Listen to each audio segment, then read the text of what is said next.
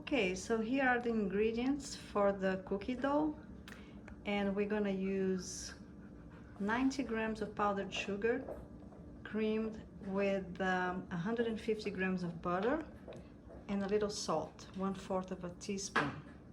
Once that is creamed, we're gonna add 1 egg plus pistachio emulsion flavor and vanilla. That gets incorporated in the dough, and then finally we're gonna add 250 grams of flour and 30 grams of pistachio flour. The noise you hear in the background is my helper. He is very busy right now, chewing on a little thing. Prince, you're making too much noise, buddy. Okay? Can you be a little more silent? Thank you. Okay, so now we're gonna roll the dough. So I'm gonna put a little bit of flour in a parchment paper and place the dough on top. And what I like to do is add a little bit of a saran wrap and then my guides on the sides. And we're gonna roll. I don't like to make them too thin because you want to have enough thickness to get the impression of the stamp in the dough. So if you make it too thin, when you use the stamp, you are just going to make a hole all the way through the dough, and that's not what you want. So I'm trying to keep this in the camera, which is not that easy, but we'll try. Whoa. And if you notice, this dough has no baking powder at all.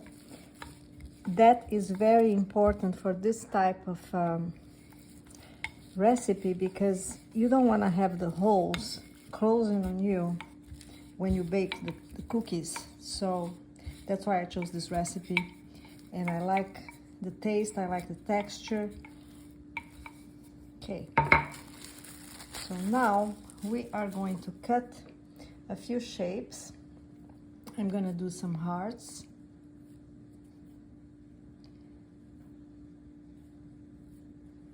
The dough is very soft, so we're gonna do something after we cut all the shapes. Let's do this with hearts only and then move on.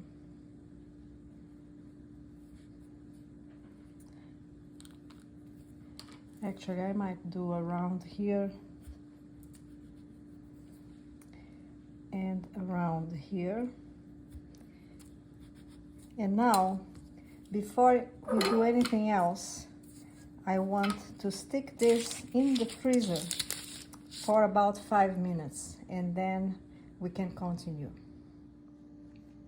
Okay, so now I'm gonna transfer these cookies that are pretty hard now and easy to move around to another baking sheet. Actually, I'm transferring just the parchment paper. And they've been in the freezer for 10 minutes, actually a little more than 10 minutes. So they're very easy to move. And the shape is gonna be kept.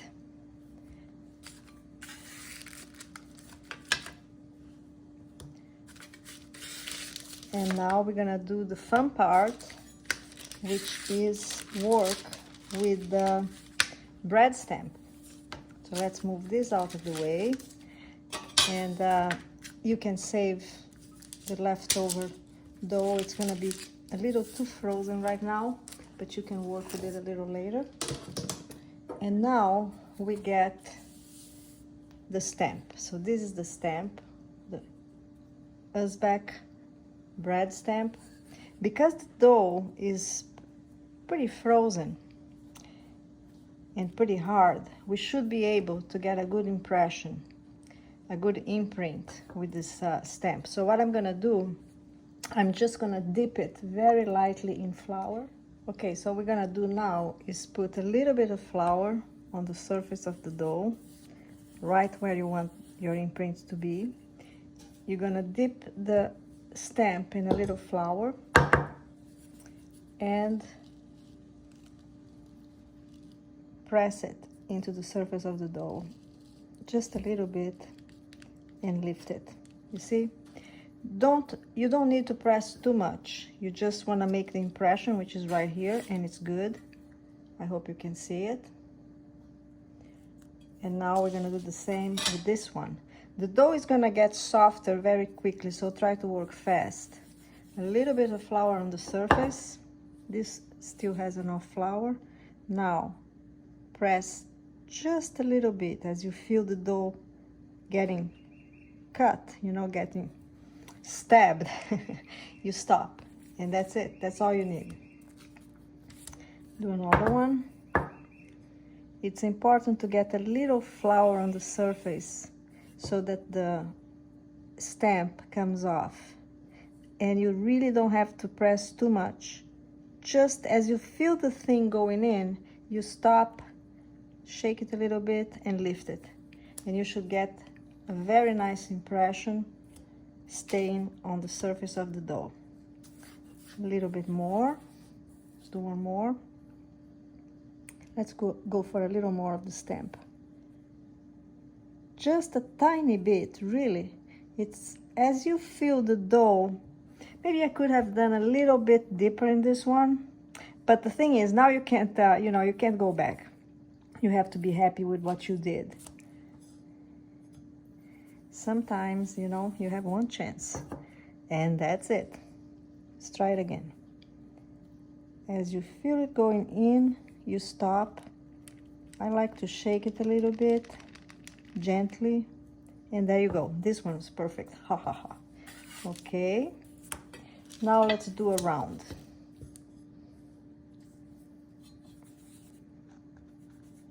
I actually have to stop hitting the thing because I think it's shaking, but it's my first time, so bear with me.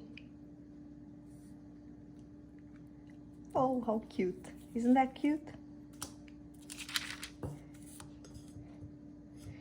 One more. Let's do 4 more with this. Okie dokie. Perfect, right? And now, one more time, these babies have to go in the freezer, because I like to bake them straight from frozen.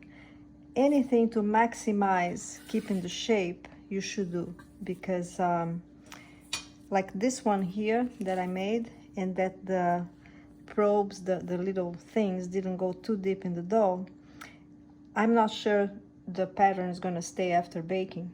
But if I maximize my chances by freezing them again and baking from frozen, well, I have a chance. So let's freeze it. I like to freeze it for 10 to 15 minutes, and then from the freezer to the oven at 350. So here they are after baking.